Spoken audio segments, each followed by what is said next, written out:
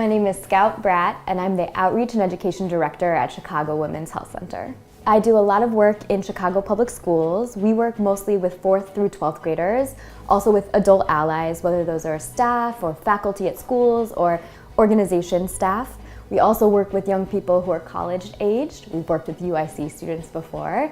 And in general, I spend a lot of my time traveling from different schools, facilitating comprehensive sexual health education that's body positive, sex positive, queer inclusive, and gender expansive. Working with young people throughout the city of Chicago is incredibly rewarding, mostly because what we're trying to support is young people thinking through their bodies, learning about their bodies so that they can advocate for themselves.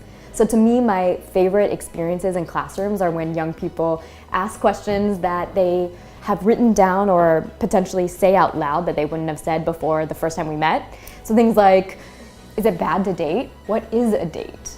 We'll have young people asking, what's the normal age to have sex? We'll have young people ask us, what is the average size that certain body parts should be? We have young people ask a lot of questions about menstruation, about what's healthy or unhealthy.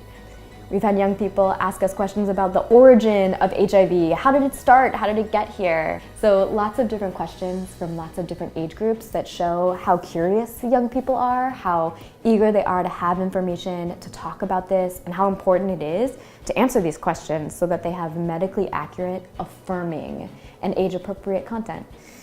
As an educator, one of my favorite parts of my job is that we're centering young people's experiences. So the variety of different educational programming we do, whether it's about body image or self-esteem or gender or anatomy, is really all focused on young people speaking about the messages they've received, how they feel about those messages, what those messages make them think, and what they do in response.